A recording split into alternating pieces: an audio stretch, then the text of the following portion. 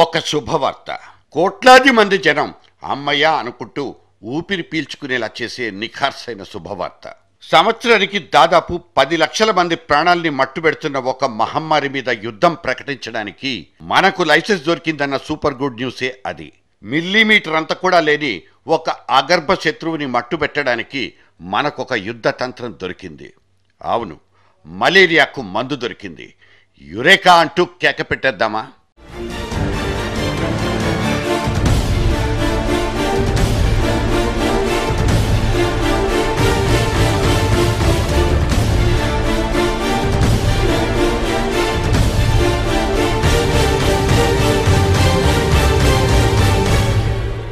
ప్రపంచంలో కల్లా అత్యంత ప్రమాదకరమైన ప్రాణి ఏదంటే ఏం చెప్తాం? ఎక్కువ మందిని చంపుకు తినే జీవజాతి ఏదన్న ప్రశ్నకు ఎప్పుడైనా జవాబిచ్చుకున్నామా? అంతకంటే ముందు భూమి మీదుండే ప్రాణకోటిలో ఏది ఎంతెంత మంది ప్రాణాలకు హాని కలిగిస్తుందన్న లెక్కల్ని బయటికి తీయాల్సిన అవసరమైతే ఖచ్చితంగా ఉంది. మరి తీసేద్దామా?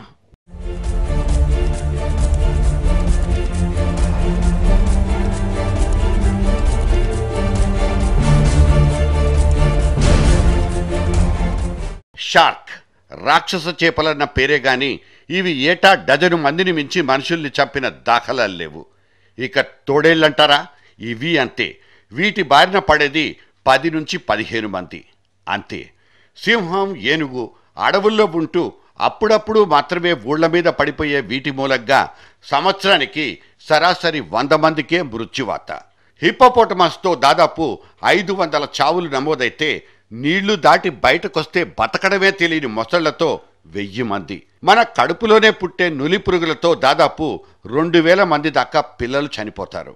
మంచినీటి నత్తలు, విషపు తేళ్లతో 10,000 మంది, కుక్క కరిచినప్పుడు వచ్చే రబిస్తో 25,000 మందికి ప్రాణం పోయిన లెక్కలున్నాయి. ఇక పాము కాటుకు బలైనోళ్ల సంఖ్య ప్రపంచం మొత్తం మీద 50,000. మనిషి మీదకే కన్నెర చేసినప్పుడు, పగలు ప్రపంచ యుద్ధాలంటూ పుట్టుకొచ్చినప్పుడు కూడా అక్కడ చావు మీదకొచ్చింది సంవత్సరానికి 4,75,000 మంది. Man made calamities. ఇవన్నీ ఒక ఎత్తనుకుంటే దోమ. ఈ దోమ అనే చిన్నపాటి ఎగిరే పురుగు, దాని రక్తదాహం, దీనికి మనం చెల్లించుకునే మూల్యం ఒక్కటి ఇంకో ఎత్తు. ప్రపంచం మొత్తం మీద ఒక దోమకు దొరికిపోయి ప్రాణాలు అర్పించుకుంటున్న వాళ్ల సంఖ్య ప్రతి సంవత్సరం అక్షరాల 7,25,000. ఇది ప్రపంచ ఆరోగ్య సంస్థ తేల్చిన నిఖార్సైన లెక్క. సో భూమి మీద అత్యంత ప్రమాదకరమైన ప్రాణుల్లో ఈ పిసరంత దోమదే ఫస్ట్ ప్లేస్. మన చిటికెన వేలి గోరంత లేదు ఈ పాడుద్దోమేనా ఇంత చేసేది?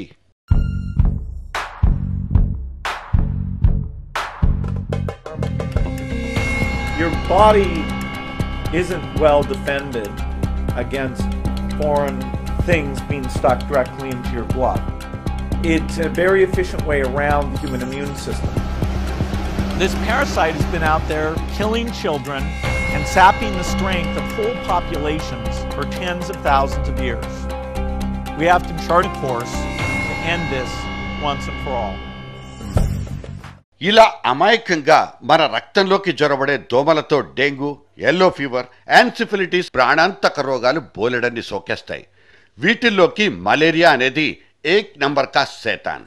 ప్రతి సంవత్సరం అధమ పక్షం 6 లక్షల మంది జనాభా మలేరియా సోకి చచ్చిపోతుంటే దాదాపు 2 కోట్ల మంది జనం ఆసుపత్రుల్లో మంచానికి అతుక్కుపోయి చావు బతుకుల మధ్య లాటరీ కొట్టాల్సిన దుర్భర పరిస్థితి.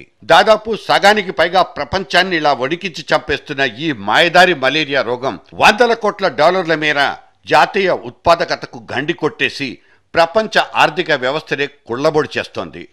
అది మలేరియా ప్రభావం. దాని వెనుకున్న రాక్షస దోమల పరాక్రమం.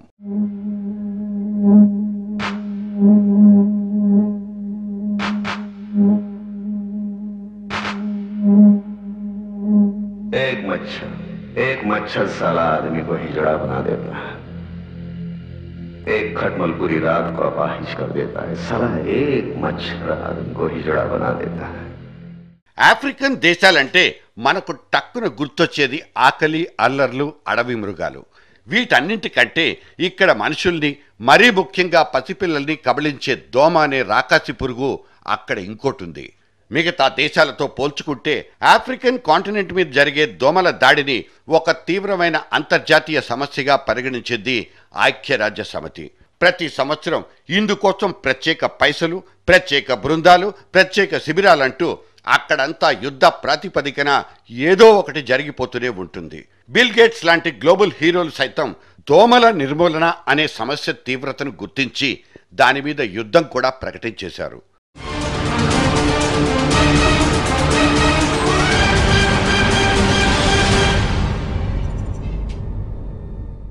పది కంటే ఎక్కువ మందిని మింగే సామర్థ్యం లేని షార్క్ చేపల మీదే వారోత్సవాలు కూడా జరుపుకుంటున్న మన మీడియాలు దీనికంటే 50,000 రెట్లు ఎక్కువ హాని కలిగించే దోమల మీద మాత్రం ఎందుకు దృష్టి పెట్టబోవంటూ బిల్ గేట్స్ లాంటి పెద్ద మనిషే నిలదీసిన పరిస్థితి. ఏ సీజన్లలో దోమలుంటాయి, ఏ కారణాలతో దోమల వ్యాప్తి పెరుగుతుంది, ఏ జాగ్రత్తలతో దోమ కాటు నుంచి తప్పించుకోవచ్చంటూ ఏ ఒక్క టీవీ ఛానల్ కూడా ఎందుకు ప్రచారానికి నడుం కట్టదు అంటూ నిగ్గదీసి అడుక్కోవాల్సిన పరిస్థితి. మీడియా సరే, మనము మన ప్రభుత్వాలు, మన పరిశోధనలు ఈ దిశగా చేసిన ప్రయత్నాలేంటి, సాధించిన విజయాలేంటి?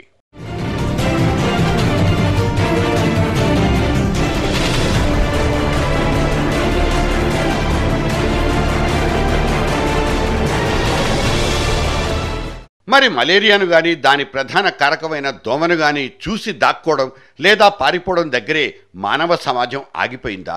దాన్ని పారదోలడానికంటూ సొగసైన ప్రయత్నాలంటూ ఇంకేమైనా జరిగినట్లు దాఖలాలు ఉన్నట్లా లేనట్టా? మహా అయితే చుట్టూ దోమతెర కట్టుకుని రక్షణ తీసుకోవడం, లేదంటే క్రిమి సంహారకాలనబడే ఇన్సెక్టిసైడ్స్తో ఆ దోమల మీదే ఎదురుదాడి చేసుకుంటాం. ప్రభుత్వ పరంగాను ప్రైవేట్ పరంగాను ఇంతకంటే గొప్ప నివారణ చర్యలైతే ఇక్కడింతవరకు ఏవీ లేవు. లండన్ ఇంపీరియల్ కాలేజ్లోని బయాలజికల్ టీం సరిగ్గా ఈ మలుపు దగ్గరే వర్కౌట్ చేసింది. నేరుగా దోమల జనాభా నియంత్రణ మీదకే ఎయిమ్ చేసి ఇదిగో ఒక శాశ్వత పరిష్కారం అంటూ ముందుకొచ్చేసింది కూడా. ఏమిటా పరమసూత్రం, ఏమిటా కథ?